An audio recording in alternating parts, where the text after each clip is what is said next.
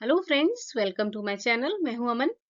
तो भाई, जो भी लोग इंश्योरेंस बिजनेस में हैं, चाहे वो इंश्योरेंस एजेंट है या फिर नई नई बनी हुई बीमा सखियां हैं, दो बहुत कॉमन से प्रॉब्लम्स हैं जो कि उन्हें फेस करनी पड़ती है जब भी वो किसी भी पॉलिसी प्रोस्पेक्ट से पॉलिसी के बारे में या फिर जीवन बीमा के बारे में बात करते हैं। तो देखिए, एक तो बहुत कॉमन सा जो बहाना है, लोग बोल देते हैं कि मेरे पास पहले ही जीवन बीमा है। और दूसरा जो बहुत कॉमन है और लोग बोल देते हैं कि अपनी पत्नी से पूछकर बताऊंगा या फिर अपने माता पिता से पूछकर बताऊंगा, अपने घर पे बात करके फिर बताऊंगा।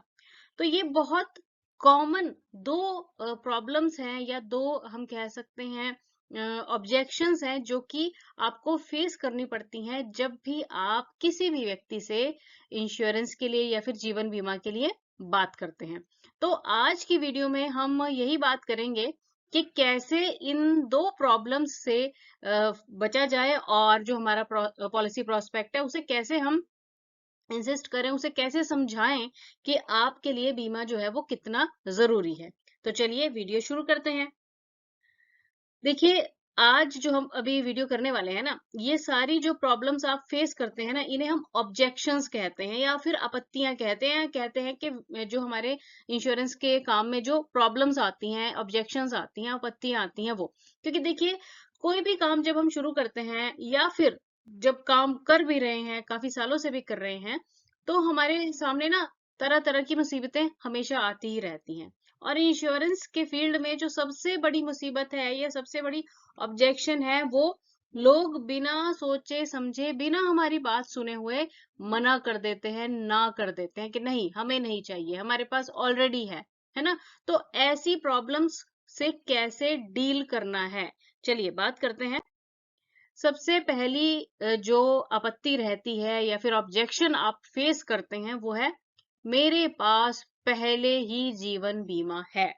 चाहे व्यक्ति के पास जीवन बीमा हो या फिर ना हो, लोग रटी रटाई ये वाली बात बोल देते हैं कि भाई मेरे पास तो ऑलरेडी लाइफ इंश्योरेंस है, मैंने पहले ही खरीदी हुई है। ऐसे बहुत सारे लोग आपको मिलेंगे। तो देखिए, क्योंकि ये कॉमन बहाना है, लोग अक्सर ऐसा बोल देते हैं। तो ऐसे केस में आपने बिल्कुल भी टेंशन नहीं लेनी है, ये नहीं सोच लेना है कि भाई इसके पास तो ऑलरेडी जीवन बीमा है ना। तो आपने उसे कहना है बहुत अच्छी बात है, आपके पास अगर जीवन बीमा है। बस आपने उससे ये पूछना है कि आपके पास कितने का जीवन बीमा है। तो देखिए, मोस्टली अगर उस व्यक्ति के पास ऑलरेडी जीवन बीमा होगा भी ना, तो वो 1 लाख 2 लाख या फिर मैक्सिमम 5 लाख से ऊपर का नहीं होगा।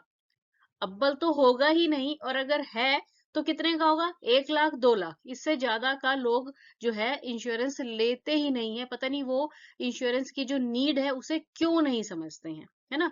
तो ठीक है, आपने उससे पूछ लेना है कि भाई कितने का बीमा है, तो वो बता देगा 1 लाख का, 2 लाख का, या फिर जो भी वो बताएगा। ठीक है, तो फिर आपने उसको ना सिंपली, अब ऐसे केस में जहां पे आपको पता चल गया है कि उस व्यक्ति के पास कितने का बीमा है, 2 लाख का है, 3 लाख का है, तो अब आपने उससे पूछना है कि भैया, आप जब रिटायर होगे, काम करने लायक नहीं रहोगे, तब क्या ये 2 लाख रुपए आपके जीवन के लिए सफिशिएंट होंगे, जिससे कि आपका बुढ़ापा और आपकी पत्नी का जो बुढ़ापा है वो ठीक ठाक से और खुशी खुशी निकल जाएगा।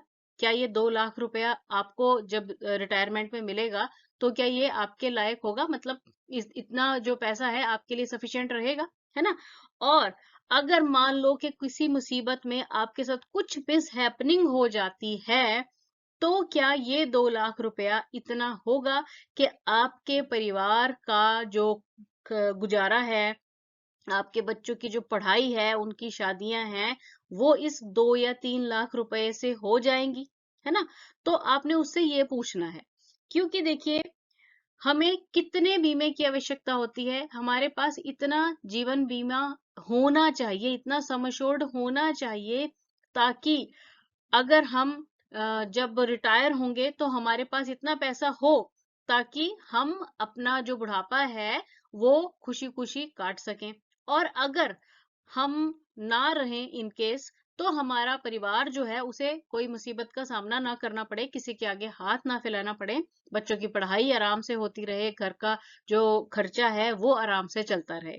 तो आपने उस व्यक्ति को ये समझाना है कि भाई कम से कम 20 से 25 लाख का जो बीमा है वो हर एक व्यक्ति के पास होना चाहिए, क्योंकि आज से 15 से 20 साल के बाद तो वैसे 25 लाख की भी कीमत बहुत कम रह जाएगी, पर फिर भी इतना पैसा या इतने सम एश्योर्ड का बीमा आपके पास होना बहुत ज़रूरी है, क्योंकि इसके बिना अगर आपने 1-2 लाख का बीमा करवाया हुआ है, तो उसका कोई भी लाभ नहीं होगा। तो इस तरह से आपने अपने जो भी पॉलिसी प्रॉस्पेक्ट है, उसे समझाना है, क्योंकि देखो आपका काम है समझाना, ठीक है ना? लेना या ना लेना वो बाद की बात हो जाती है। आपने उसको इंसिस्ट करना है, गाइड करना है, समझाना है कि इतना इंश्योरेंस अगर आप लोगे तो आपको क्या उसका बेनिफिट मिलेगा। चलिए, अब जो दूसरी प्रॉब्लम है ना, जो बहुत सारे लोग फेस करते हैं, वो ये है कि लोग अक्सर बोल देते हैं अपनी पत्नी से पूछकर बताऊंगा, या अपनी घर पूछ के बताऊंगा, अपने माता पिता से पूछकर बताऊंगा, है ना? तो ये प्रॉब्लम जो है ये बहुत सारे इंश्योरेंस एजेंट्स, और आई थिंक सारे ही इंश्योरेंस एजेंट्स जो है फेस करते हैं। तो आपने कहना है बहुत अच्छी बात है, अपनी पत्नी से पूछकर बताइए, पर मुझे एक बात बताइए कि क्या जब आप स्मोकिंग करते हैं या फिर ड्रिंक करते हैं, तो क्या आप अपनी पत्नी से पूछकर करते हैं ये सब? तब तो छुप कर लेते हैं, है ना? और पत्नी हमेशा डांटती है कि क्यों स्मोक कर रहे हो, क्यों ड्रिंक कर रहे हो, तब वो तो आप पूरा करते हैं। तो अगर आप ड्रिंकिंग या स्मोकिंग या और जो अपनी मनपसंद काम करते हैं वो अपनी मर्जी से करते हैं, तो फिर बीमा लेने के लिए आप अपनी पत्नी से क्यों पूछ रहे हो? और साथ ही साथ एक बहुत इंपॉर्टेंट बात है कि कोई भी पत्नी ऐसी नहीं है या उसकी सोच ऐसी नहीं होती है कि वो कहे कि बीमा ना लो, क्योंकि हर एक औरत चाहती है कि उसका भविष्य, उसके बच्चों का जो भविष्य है वो सुरक्षित रहे। और इंश्योरेंस यानी कि लाइफ इंश्योरेंस से बेटर वे जो कि आपके भविष्य को सिक्योर कर सकता है और कोई भी नहीं है। या तो हो ना कि आपके पास बहुत ज्यादा प्रॉपर्टीज हैं, बहुत सारा पैसा है आपके पास, तब आप इंश्योरेंस ना लो। पर अगर आपके पास थोड़ा है, कम है, और इन केस हस्बैंड के साथ कुछ मिस हैपनिंग हो जाती है, तो फिर आप क्या करेंगे? देखिए, जब भी किसी व्यक्ति के साथ ना कोई भी मिसहैपनिंग होती है ना, तो सबसे पहले आकर लोग क्या पूछते हैं? इंश्योरेंस लिया था? कितने का लिया था? तो बाद में जो पूछा जा रहा है, अगर पहले ही ऐसी सेटलमेंट करके रखी जाए, अपने भविष्य की तैयारी को पहले ही किया जाए, तो वो ज्यादा बेटर होगा। अब देखिए कि अगर आप अपने पत्नी के, अपने बच्चों के, अपने बूढ़े माता-पिता का भविष्य सिक्योर करना चाहते हैं, तो आपको इंश्योरेंस या फिर लाइफ इंश्योरेंस ज़रूर करवाना चाहिए। तो देखिए, आपने क्या करना है, आपने अपने प्रॉस्पेक्ट को गाइड करना है, और जब आप इस तरह से अच्छी तरह से समझा के उसे गाइड करेंगे, तो बहुत सारे जो प्रॉस्पेक्ट है वो रेडी हो जाते हैं। ऐसी जानकारी पूर्ण वीडियो के लिए बने रहें और चैनल को लाइक, शेयर और सब्सक्राइब जरूर कीजिए। Thanks for watching the video.